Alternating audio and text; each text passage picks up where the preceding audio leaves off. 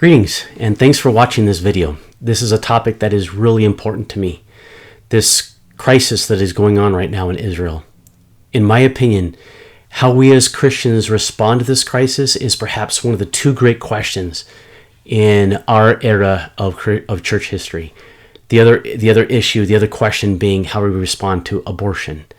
So I would rank this right up there with abortion in terms of how much this matters. This could be a defining moment in the history of the church.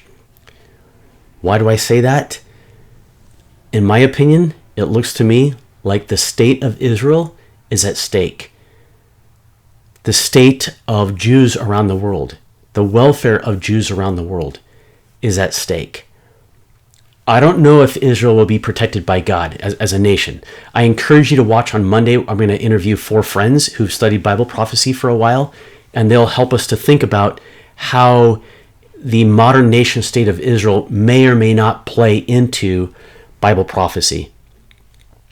It may sound strange, but I'm actually not that into Bible prophecy in terms of trying to figure out where we are in the end times and that sort of stuff.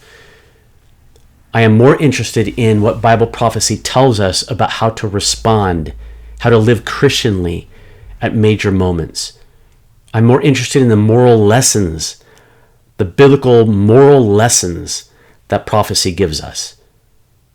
And so to me, the big question here is not so much where are we in the end times. To me, the question is how are we responding to this moment right now when Jews around the world are being vilified to a degree that I personally have never seen in my lifetime. Now, the reason why we have Monday is because Monday's discussion is because it is possible. I was talking to a good friend of mine, and he said it may be that we are misunderstanding Bible prophecy, and that misunderstanding is causing us to make mistakes with regard to this crisis. And I could totally see that, although in my opinion, in talking with him, I'm guessing the mistakes that I'm detecting are probably different than the ones that he's detecting. But I get the general argument that how we understand Bible prophecy may lead us down one path or another. Again, to me, the most important thing is that we respond in a very Christianly way. As I've noticed a number of times in different places, how Christians respond to major social questions is something that drove me into graduate school and through graduate school and through my professional career as a historian. It started when I discovered that one of my heroes of the faith of the past, a man named George Whitefield, great man, a man I still admire in so many ways, when I discovered that he was a slaveholder. And in fact, he was a major advocate for the legalization of slavery in Georgia. And because of his clout, he's at least partially, I would say significantly responsible for the legalization of slavery in Georgia. And he did that in the mid-1700s. And for the next over a century, African Americans, slaves, had to deal with the consequence of his bad decision. So, I think this has happened. There's a question, at least one question, in every major era of church history. It seems to me that every era of church history has at least one major question that tests them. In the early church, it was heresy and persecution. In the 300s, it was the church's relationship to state power. In the Middle Ages, it was how the church reacted to invasions of Europe, as well as the relationship between church and state power, as well as perhaps how they spread the gospel, in some cases using the sword. In the later Middle Ages, it was the Crusades. Then you go a little bit farther and you have the Reformation and the problem of heresy, and again the problem of using violent government power to stamp out heresy. Then there's the Age of Exploration, which goes, and then colonization and imperialism from, say, the 1400s to the 1800s, and how Christians would treat indigenous people around the world, how they would respond to this, how they would respond just to the basic fact of imperialism. I think that was a major question of that, say, 500 years. Those eras and those questions are not the topic of this video. So let's just say that, in my opinion, I think the church has a mixed record. Some good, some bad. But in all of this, there is one issue that spans the entirety of church history. And our record on that issue is pretty dismal. I don't think we often pass the test. Maybe more so in American history, but even American Christians are not spotless with this issue. And that issue is anti-Semitism or anti-Jewish hatred. There is good historical evidence behind the claims that Jews have historically gotten along pretty horribly in Christian countries. Christians have long lied about Jews, with the result that Jews have been scapegoated for all sorts of problems for which they had zero responsibility or minimal responsibility. And the church has behaved really badly. And I fear that we're about to behave badly again. A great example of this in the past is how they were blamed and slaughtered by Christians during the Black Death of the mid-1300s. Or another case is the pogroms by Russian Orthodox Christians in the late 1800s, giving rise to, incidentally, it was the Russian pogroms, fierce campaigns of violence against Jews, not unsimilar to what happened on October 7th in Israel just a few weeks ago. But it was those incidents that gave rise to modern-day Semitism, at least in large part. And then, of course, we have the Holocaust, in which a supposedly Christian Europe turned genocidal against Jews. Meanwhile, there are probably countless examples of smaller instances of Christians taking out their fears and hatreds on Jews. Not only has this resulted in countless deaths of Jews, but it has also been a stain on the Christian gospel. One of the major reasons why many Jews have resisted the gospel is because of the ancient animosity showed them on the part of Christians. I mean, you can hear Jewish Christians say, "Man, when I converted to Christianity, my family couldn't believe it. But Christians hate us. Why would you do that? Christians hate us." Whew. It's been bad. So now the Jews of the world have their backs against the wall.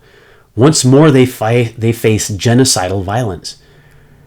And so much of the anti-Israeli rhetoric we hear all over the world echoes ancient lies and hatreds. And so we as Christians, as the successors to that unfortunate history, we have a choice to make. Respond like we often have, turning our backs on the Jews, or repenting of our historic participation in anti-Semitism and seeking to respond as Jesus Christ, our Jewish friend, Lord, Master, and High Priest, would have us respond. But how do we? How would he respond? How would he have us respond? Would he just rubber stamp every act of the Israeli government, giving his approval to anything the Jews did? Of course not. Would he choose to dispense with the Palestinian Arabs in favor of protecting the Jews? I really don't think so. But he certainly wouldn't have us give in to the lies of anti-Semitism. I don't know how God views the modern state of Israel or the Palestinian Arab desire for an independent state in that region or all that kind of stuff, all that geopolitical stuff. I really don't know how God views that. We'll talk a little bit about that on Monday. But I do know that he asks his church to respond with Christian character consistent with biblical principles. So what does that mean? Well, I'm not entirely sure. I don't have all the answers. I don't think you have all the answers, but I think together we can find some answers, and hopefully, in other words, in conversation. Let me say that again. I'm not entirely sure what the answers are in terms of what would Jesus have us to do? What does it mean to respond Christianly? I don't have all the answers. You don't have all the answers, but maybe together in conversation we can come up with some answers. And that's the purpose of this video and the podcast that I intend to do. The purpose of this video is to stimulate that conversation. So for the rest of this video, I would like to propose 4 keys to responding well to the current crisis. 4 keys to this crisis. The first key is a virtue. A virtue. I'm guessing that if you're like me in thinking about this crisis, the number one virtue in this crisis is love, right? And it probably is. But if we are looking for answers to understanding this crisis well, I think the virtue is the key virtue is actually something else. I think the key virtue is truthfulness. You and I have to be laser focused totally committed to seeking the truth on this. Proverbs 26:28 says, "A lying tongue hates its victims, and a flattering mouth works ruins." A lying tongue is actually hateful. A flattering mouth works ruin. If you think you're doing Jews or Arabs a favor by pretending like one side or the other is all at fault, or praising one and skipping over major flaws, flattering them, it's leading to ruin. Proverbs 27:5 says, "Better is open rebuke than hidden love." Proverbs 27:6 says, "Faithful are the wounds of a friend, profuse are the kisses of an enemy." Psalm 5:8 and 9 say, "O Yahweh, lead me in your righteousness because of my enemies. Make straight before me your way. For there is not anything reliable in my enemy's mouth. Their inner part is destruction. Their throat is an open grave. With their tongue they speak deceit." I mean, these are just a few verses that I think teach that we must be after the truth. Lying, deception, flattery, pretending, ignorance, all those things are enemies of peace and goodness and righteousness. So our first priority, in my opinion, in thinking about the Israeli crisis should be the truth. Not sympathy, not flattery, not allegiance to some cause or some ideology outside of the Christian faith. It should be to figure out what truly is going on.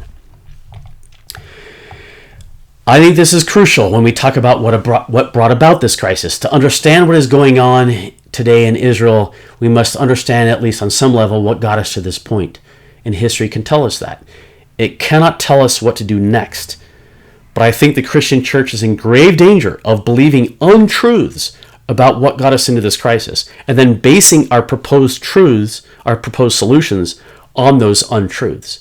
There is a Christian Palestinian Arab making rounds of Christian podcasts and visiting Christian churches in America. He is telling a horrible, horrible version of the history of Israel, leaving out huge events and major facts that are inconvenient for the story he tells. It would be like me telling American history and leaving out slavery, Jim Crow, the Great Depression, or the tragic experience of Native Americans. If I told American history and I didn't mention those things, wouldn't you kind of like doubt what I'm saying? Wouldn't you be like, whoa, you have given a skewed version of American history? I would like to give him the benefit of the doubt and say that he is just ignorant, but he's a professor. He's not a professor of history, but still, he should know better. Is he just lying? I hope not. But people are apparently believing him, and in some cases turning against Israel because of what he's saying. He's playing on heartstrings, and it seems like to some extent it's working. Now, I've seen Israeli Jews do something of the same thing, although in my experience, Israeli Jews, this is just my experience, and this is a generalization. It's my experience, and it's a generalization. But still, in my experience, generally speaking, Israeli Jews seem more willing to admit their crimes than I have seen Palestinian Arab admit their crimes. And it may just be that I haven't spoken to as many Palestinian Arabs as I have Jews. I don't know. But all the news stuff I've seen, anyway, you get the point. What we need is the truth. We need the truth about why some Palestinian Arabs are attracted to the Hamas. Why is Israel reacting the way it is? History gives us answers to those questions, but lying about that history serves nobody, or willful ignorance about that history serves nobody. And according to the Bible, it leads to unrighteousness and ruin. So the first key is, in my opinion, the virtue of truthfulness. But if we need a good, truthful history, where do we go? Well, this is a dilemma. In my experience, when I was teaching this and doing research on this topic and digging around to different things and trying to figure out what happened so I could teach my college students, I noticed that there seems to be two histories to every event in Israel's history. Every event in this region for the past century has a Jewish history, a Jewish version, and an Arab version. And it's difficult sorting through all these things, sorting through the biases and the personal anecdotes and getting at what truly happened. But there is a book that tries very hard to do just that. And so I'm offering this as the second key to understanding this current crisis. This book is Palestine and the Arab-Israeli Conflict, Palestine and the Arab-Israeli Conflict, A History with Documents by Charles D. Smith.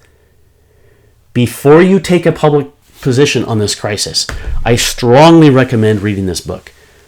I have here the 6th edition. I think it is currently in its 10th edition. And it's published by a major college textbook publisher. So that tells you 10 editions with a major college textbook publisher tells you that this has received wide acceptance among people who've really studied this problem. And I used it in my college classroom at Franklin College when I used to teach world history, and I had a unit on Israeli history or history of the Middle East. I used this book, and I have found it very, very good. All right, and the fact that it's in the 10th edition says that it has stood the test of time. I don't believe that Smith is a Jew or a Muslim or Arab.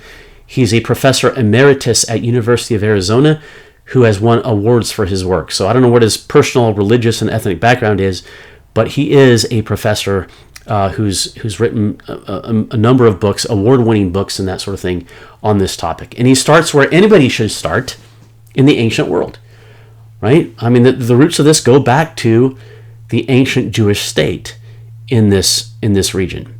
As I noted in my general history of Israel crowdcast a couple weeks ago, the only independent state to ever have existed in this region, the only ones, have been Jewish. All right, and they go back thousands of years. So he starts there, then he moves through the Middle Ages all the way into the early 2000s. Most of the book is on the last couple centuries, but still, it's a very thorough history. And I think he is as objective as you can get. He footnotes other scholarly work and admits where the evidence is scarce. In my recollection of this, he will say, now here we have this episode right here. Boy, there's this version, there's that version, there's this version. The evidence is kind of scarce, but the scholars seem to agree that this is probably what happened. And he tells the good and bad and the ugly of both sides. In it, you will find examination of, for instance, Jewish terrorism before the War of 1948. There are some pretty horrible episodes of Jewish terrorism. In some cases, almost October 7th is, pretty bad Jewish terrorism. So he talks about that, as well as Arab terrorism before Israel's War of Independence in 1948. There was violence on both sides, and he tells it both. He talks about Arab and Israeli misbehavior during that war. The bad things that both sides did during the war, the pros and cons of the 1947 UN partition plan for each side, and so much more, along with a bunch of primary sources like speeches and treaties and that sort of thing. So I really encourage you to read this. In my decades-long pursuit of an answer to why Christians sometimes end up on the wrong side of a public issue, my conclusion is pretty simple. We don't seek the truth. We don't examine our assumptions. We buy into the dominant narrative around us. We're too lazy to really examine things carefully. So I just encourage you not to do that. I believe in this so much that I am mulling over the idea of summarizing each chapter in podcast form. I would read it to you out loud. That's how strongly I feel about this book. But that would be illegal. And besides, if you won't read it yourself, then you probably aren't going to sit and listen to me read it. So anyway, I just encourage you to read that, especially before you go off and you go out and tell people what you think about this crisis. At least get the basic framework of what has happened. I heard an interview of this Palestinian Arab Christian by a Christian thinker who I just really admire. And it was clear he didn't really have much of a knowledge at all about the history of this region, because things that this Palestinian Arab Christian would say I was just like gasping, and it's like, oh, wait, what about, wait a minute, but you left this out. Oh, but you're not telling that. Wait, I mean, it was horrible. And this wonderful Christian podcaster was just taking it all in. He didn't know the questions to ask. And so it went out to the public as a pretty compelling podcast. I know it because a couple of my friends were compelled by it. Okay, well, anyway, moving along. So the first key to responding Christianly to this crisis is the virtue of truthfulness. The second one is this Smith book. The third is a historical fact. A historical fact. That fact is anti-Semitism. Anti-Semitism is real and it is pervasive. This is not merely your ordinary crisis. You can't tell me that anti-Semitism is not affecting this crisis in a big way. It is all over this crisis, and it is behind this crisis. If you want to know why October 7th was so devastating and earth-shattering to Jews, it is because of anti-Semitism. Jews have been pummeled for thousands of years all over the world. They founded Israel after the worst experience of anti-Semitism in maybe their history, the Holocaust. Israel exists as the only safe place for Jews. They have nowhere else to go. I am not excusing their behavior in all cases, but you cannot dismiss the horrible record of anti-Semitism in history and around the world today. What is remarkable to me, why, given all of the genocidal activity going on right now in North Korea, in parts of Africa and South America, in Syria, in Arab countries today, who continue to pummel Jewish people. Hey, get this, a fact that few people recognize. Hundreds of thousands of Jewish people were expelled, made refugees by Arab nations around Israel. And they went to Israel because they had nowhere else to go. The state of Israel is, in a sense, a refugee state, populated by refugee Jews from around the world. So we should rightly be concerned about Palestinian Arab refugees. But there's another refugee crisis going on in that region, and it's a Jewish refugee crisis. Anyway, given all this stuff going on around the world, why is there a massive outpouring of rage against Jews? Why isn't there a massive outpouring of rage against North Korea, the North Korean regime, or about the horrible atrocities being committed by Arabs right now, or other such instances around the world? Why do people care so much about this little tiny spot in the Eastern Mediterranean and express such vile stuff? I'm telling you, I have never seen in my lifetime, I don't think I have ever seen such vitriolic, widespread expressions of hateful anti-Semitism. All anti-Semitism is hateful, but just horrible, vile anti-Semitism, as I'm seeing now. I don't know. Maybe you've seen worse, but I can't remember any worse outbreak of anti-Semitism as what is going on right now. And unfortunately, as I noted before, the church has been complicit in much of that anti-Semitism. And so, to me, the fact of anti-Semitism is big, and it explains a lot of why the Israeli government is behaving the way it does. People look at what they're doing to Gaza, and it's like, oh, I don't know, maybe you should, yeah, maybe they should let up a little bit. But maybe I say that because I'm a comfortable Christian in North America. I don't know. That's another topic.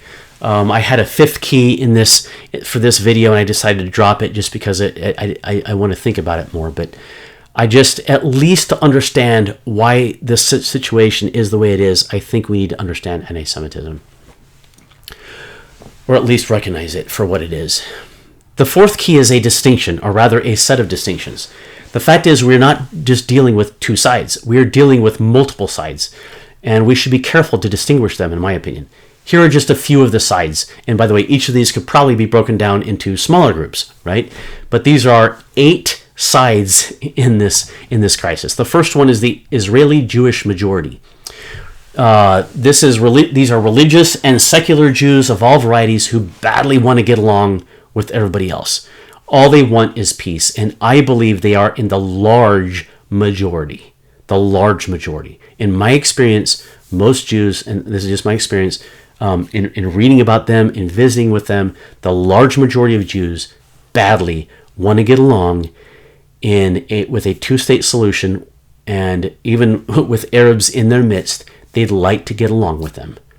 And it is slander to pretend like they don't, in my opinion. The second group is the Israeli Jewish minority that is radical. And I think here we have to point to some, not all, but some ultra-Orthodox Jews who want all of this region for themselves and are willing to do some pretty awful things to get it.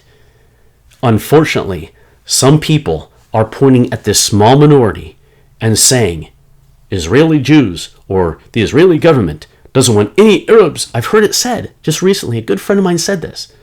Well, the Israeli government doesn't want any Arabs in the region. Balderdash. That's a slander, in my opinion. There is a group that doesn't want any Arabs around, but I think there's a pretty small group. Third group, Israeli Arabs.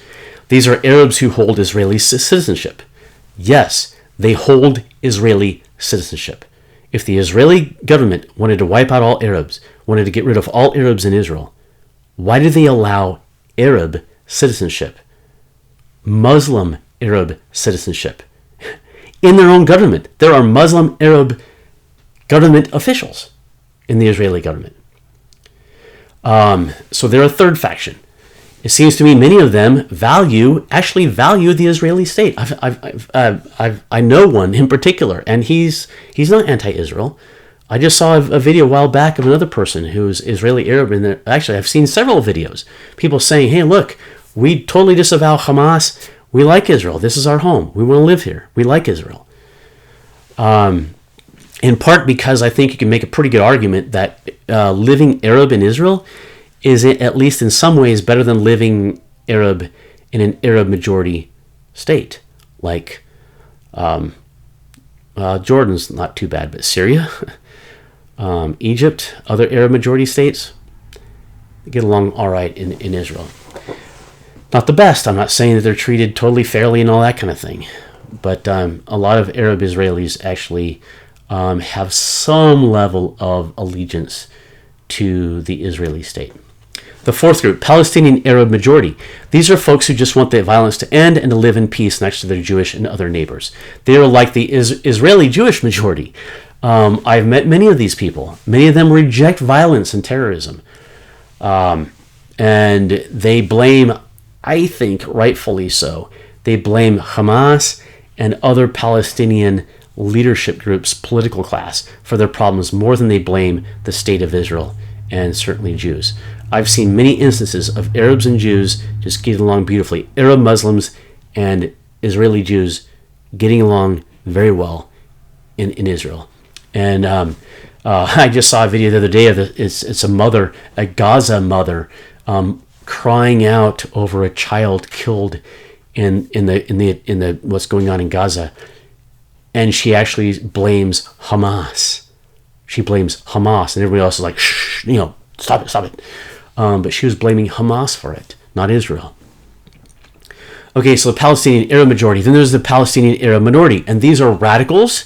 I think in this case they're mostly Muslims. Not all Muslims are fit in this. The Palestinian Arab majority has a lot of Muslims in it, right? But this minority, I think, are radical Muslims who want Jews in the Jewish state of Israel wiped off the map.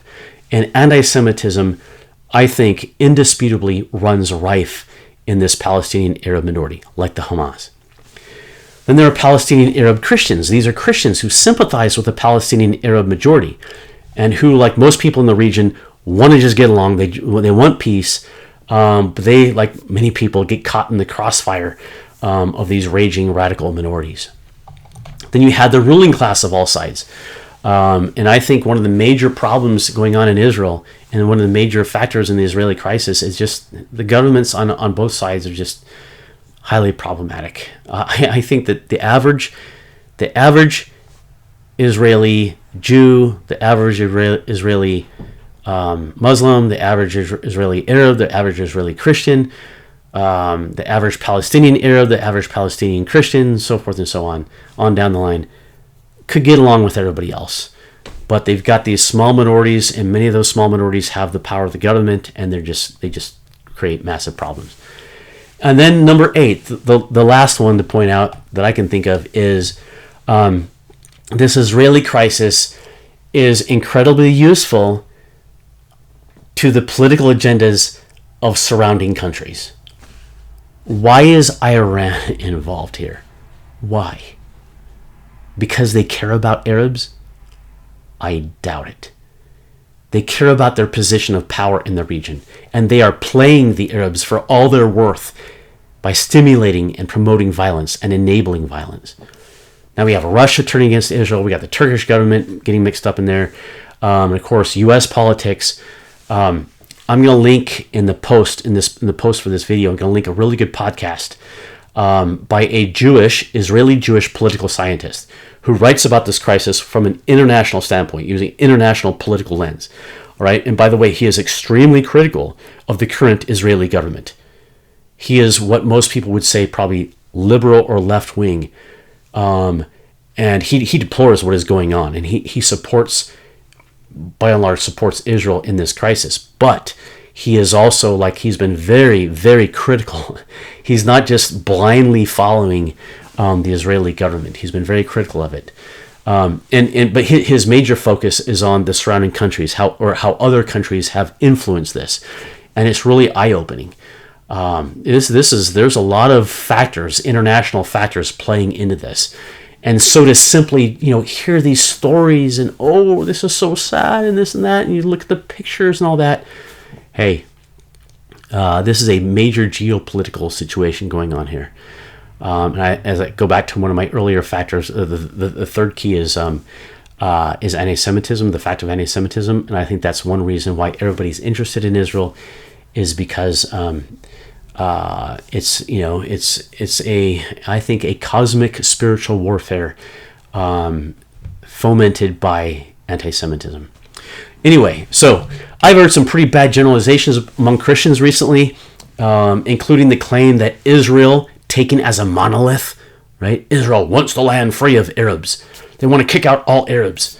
If that is what you think, man, you need to read Smith's book.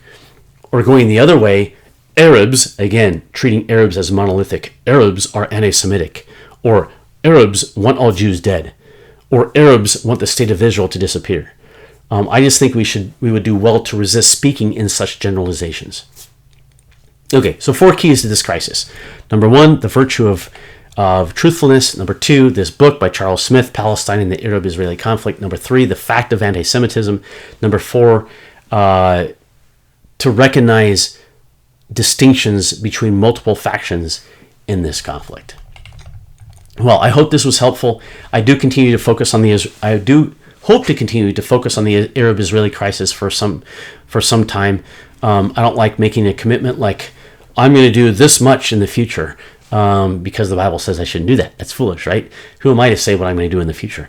But I can say this right now. I expect to do quite a few posts, podcasts, videos, book recommendations, so forth on this crisis. Because, as I noted at the beginning, this could be one of the 2 major defining issues of this era of Christian history. How do we respond to life, abortion, and how do we respond to this massive wave of deadly wave of anti-Semitism? We simply cannot mess this up. We've done it in the past. We've messed up big time in the past. Let's not do it again this time. Well, see you on the Crowdcast on Monday, hopefully, Lord willing, as we talk about the modern nation state of Israel and the Bible.